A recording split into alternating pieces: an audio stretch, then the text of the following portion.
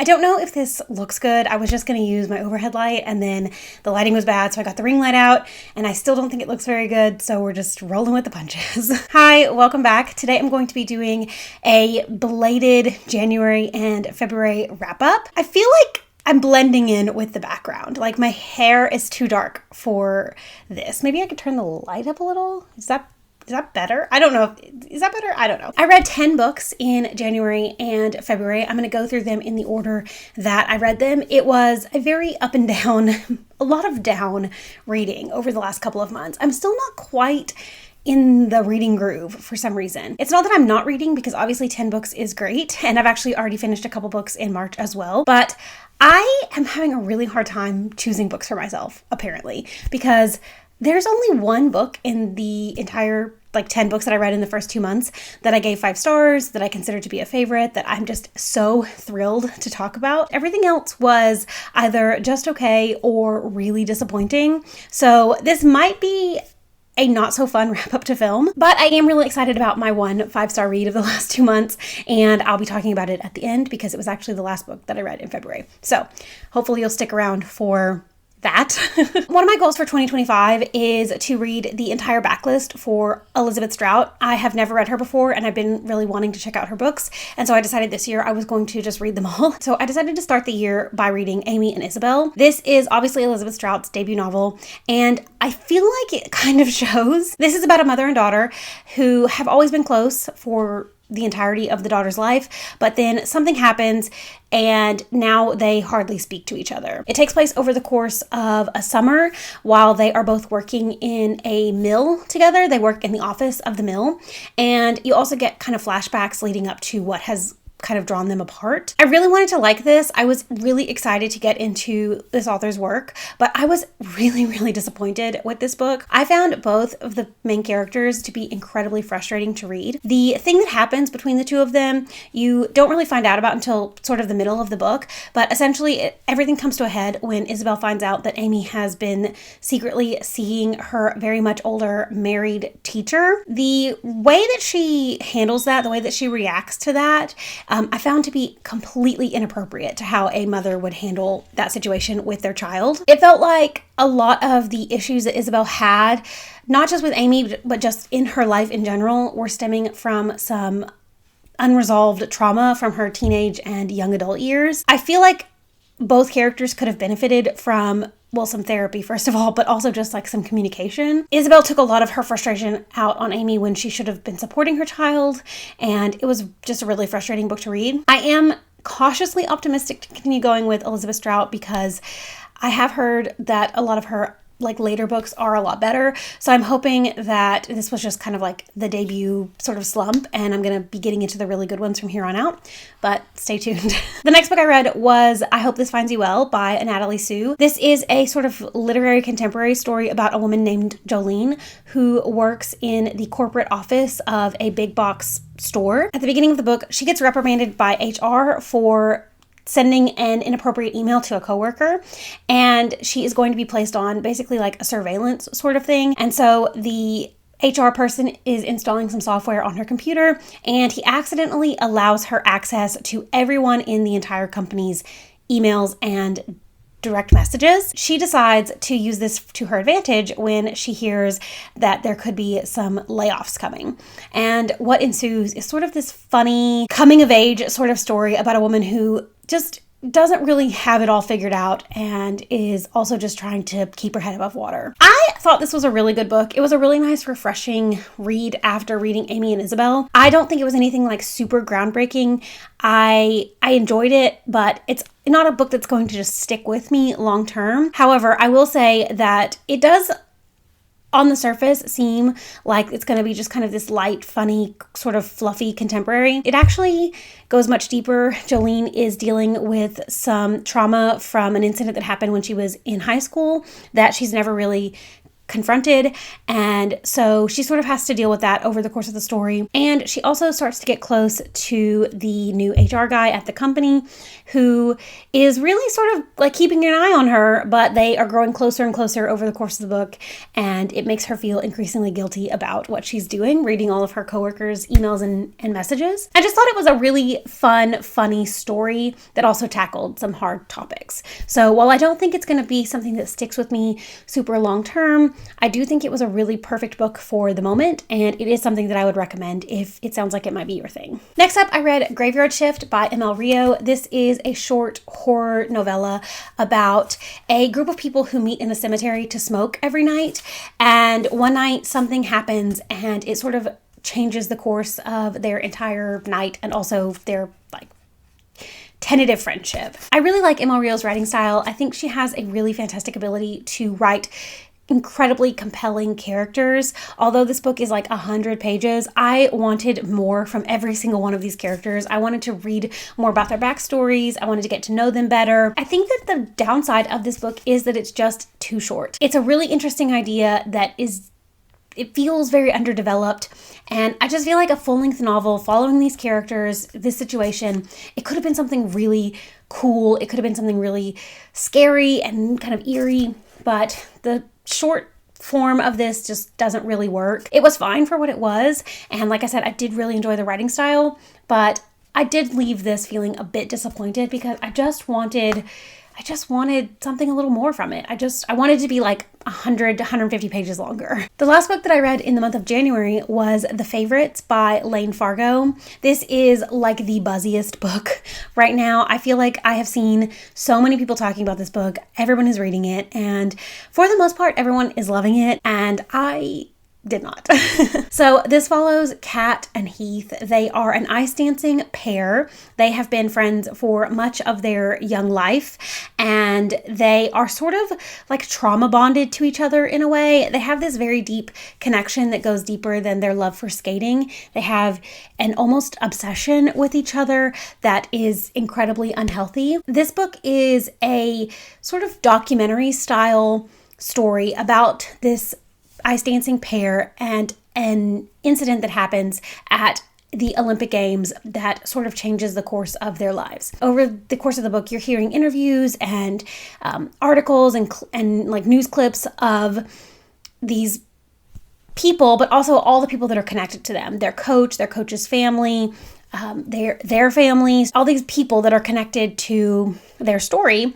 And obviously you're building up to the big climax, the big moment where something has gone down. At the same time, you're also getting the first person perspective of Kat, the main character. And I thought it was interesting because her story doesn't always align with the public story. Obviously, that's kind of what makes the book really compelling. I did think that the characterization was really interesting. I love figure skating, so I was interested in that. I could definitely see this being a movie or a TV show. It feels very much like The Cutting Edge meets I, Tonya in a way. It's just an interesting look at a very toxic partnership. Unfortunately, I feel like my hang up with the book is the relationship between the two main characters. These two were so bad for each other. I can typically get past annoying characters or a bad relationship if the story is compelling enough, but for some reason, this book just didn't do that for me. I just wanted these two to go to therapy and never speak to each other again. Like their relationship, their ups and downs, it was so infuriating to read about. I will say that my opinion of it does seem to be the outlying opinion. So many people are loving this book and just raving and raving about it. I feel like it's going to be incredibly popular and we're going to see it on a ton of people's favorites lists at the end of the year. You will not be seeing it on mine. You'll probably be seeing it on my most disappointing reads of the year, honestly, because I didn't love it as much as I was hoping I would, but I feel like you should take my opinion with a grain of salt because I do seem to be completely in the minority on that opinion. Moving on to the month of February, I started off by reading Lot by Brian Washington. This is a collection of short stories that are set in Houston, specifically in and around this one particular neighborhood. And I tabbed each story because I was going to give each story its own individual rating. I actually listened to the audiobook of this, so I wasn't physically reading the book, but I was going to go through and rate each of the stories as I was going. But then a few stories in, it became very apparent that this collection only really works as a whole. Even though it is short stories, every other short story in this collection centers around the same family. You keep coming back to the same characters over and over. They're getting sort of development over the course of the book, and then interspersed in between their story is all the other stories of the people in and around their lives in this neighborhood. I really enjoyed this. I've never read anything by Brian Washington before. I know he's got a couple of novels out that I'm now very interested to check out, but I thought that he had a really interesting writing style. I really like the way he writes his characters. I thought the sort of diversity of this book was really well done. I'm not typically a big short story reader, unfortunately, and there were a few stories in this that didn't really hold my attention as much as I was hoping they would. I did like the fact that we were following the same family, and I did get really connected to those characters, but then the other stories I didn't necessarily care for as much. So overall, this wasn't like the outstanding short story collection win. I don't know that I'm ever going to just absolutely love a short story collection, unfortunately, but I did really like this, and I definitely will be reading more from Brian Washington in the future. Next up, I actually reread a nonfiction book called Get Well Soon by Jennifer Wright. This is a look at some of history's biggest pandemics and the cultural implications they had on the world at the time. I read this back in 2019 before COVID. It was really interesting returning to this book in a post-COVID world, or not really, we're not really post-COVID. Obviously, it's still very prominent, but we're in a post sort of like pandemic world. It was really interesting to revisit this book with a different perspective. I enjoyed it just as much as I did the first time I read it. I think Jennifer E. Wright has a really great writing style. She balances her information and her comedic timing really well. I have read a couple other books by her as well, but she's one of those authors that I feel like every time she puts something new out, I'm going to check it out because I just really love the way that she tells stories. After that, I needed a little bit of a palate cleanser. I did DNF like 4 or 5 books in and around this time, so I needed something just light, fluffy, something that I could just really not think about while I was reading. And so I listened to the audiobook for When in Rome by Sarah Adams. This is a contemporary romance about a pop singer who decides that she needs to get away for a little while, and so she gets in her car and she pulls up the nearest Rome in her Google Maps, and it takes her to a small town called Rome, Kentucky, where she meets the local baker whose name I can't remember. She breaks down in his yard and he immediately recognizes who she is. And when she tells him that she's just trying to get away from her life for a little while, he decides to let her stay in his guest room. And over the course of a few weeks, they get closer, they get to know each other, and obviously fall in love. It was exactly what I needed. It wasn't anything groundbreaking. It's not something I'm going to think about long term. It's not like a new favorite romance of all time. Nothing like that. But it definitely got me into a better headspace. I just needed something that I could sort of turn my brain off and consume and just have a good time with. And that's what this book was, thankfully. After that, I pivoted to a much more difficult read, and I read The Nickel Boys by Colson Whitehead. This was my first book by Colson Whitehead, and I can tell you right now, it will not be my last. This follows a young boy named Elwood who, due to sort of being in the wrong place at the wrong time, ends up being sent to this reformatory school in Florida. It follows a couple of different timelines. We follow Elwood as he's in this reformatory school, but then we also follow him many years later after he's gotten out, and sort of the truth of this school is coming to light to the public. It really sheds a light on a very dark time in American history. I was shocked to find out that the real school that the school in this book is based on actually only closed in 2011. So less than 15 years ago, this school was still running. We get to know Elwood really well. We get to know his grandmother really well. He meets a couple of people in the reformatory school who he becomes close to. It's a dark story, but also it has these notes of hope. Elwood never really loses his hope for freedom or getting out or his future. He was set to start taking some college classes, and that's sort of the situation. He was in the wrong place at the wrong time. And he is very dedicated to his education, and he believes that when he's out, he will get to continue on and get an education. And I found that to be an incredibly hopeful viewpoint of a really dark situation. Something happens towards the end of the book that I didn't see coming, and I was really shocked. I thought I would get emotional. I did not, but I got, like, I was on the edge of getting emotional. I would recommend this if you are a fan of Colson Whitehead. I would definitely check this out. If it sounds like something you might be interested in, I would definitely check it out. I think it's an important read because it, like I said, shines a light on something that is just not talked about as much in American history and is incredibly important. Next up, I read Shy Creatures by Claire Chambers. This I decided to pick up because I had heard some rumblings that it might be longlisted for the Women's Prize for Fiction. I was trying to get ahead by reading a couple books that I felt would be longlisted. So I picked up Shy Creatures. This follows a woman in the 60s, I believe, who works at a psychiatric hospital. She is an art counselor there. She gets involved with one of the doctors in this hospital, one of the lead psychiatrists in the hospital. She begins an affair with him even though he is married. He's actually married to a cousin of hers, and so their families are interconnected, and it's very messy. At the start of the book, the psychiatrist calls her and tells her that he has a new patient. It's a man who has not stepped foot outside in over 20 years. He's brought to the hospital, and our main character takes a keen interest in him, and the book sort of goes from there. I've never read anything by Claire Chambers before, but I did really like this book. I loved the writing, and I definitely want to check out more of her books in the future. I really liked reading from our main character Helen's perspective.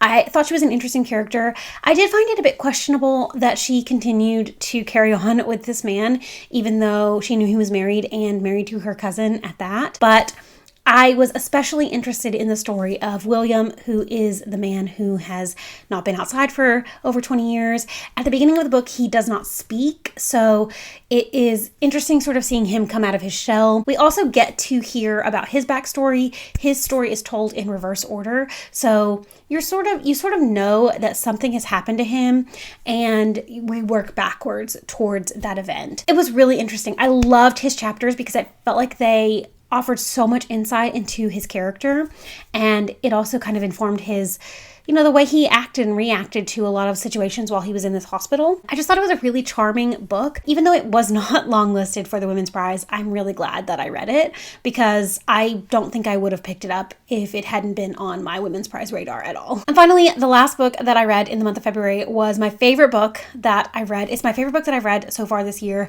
It's my favorite book that I've read in a while, honestly. Another one that I read because I thought it was going to be longlisted for the Women's Prize. Actually, a lot of people said that this one was for sure going to be longlisted and would probably win, and then it was not longlisted, which was devastating to me because I'd already read it and I'd already given it 5 stars, and I just was so excited to see it win the prize. But that is There Are Rivers in the Sky by Alif Shafak. This is the newest novel by an author who is pretty well acclaimed. I think her books are very popular. She's been longlisted for the Booker Prize in the past. I believe she's been longlisted and maybe even shortlisted for the Women's Prize.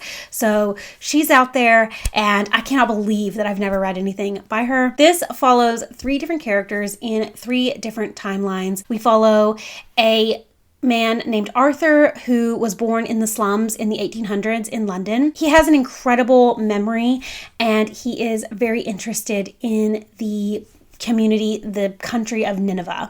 And so his life's research he dedicates to learning about Nineveh, and he ends up traveling there, and he sort of becomes enmeshed in their culture. And then we're following a girl named Naren in 2014 Turkey who has been given a medical diagnosis that she will go completely deaf within a year. Her grandmother is determined to take her back to her home country and have her baptized and just show her this area.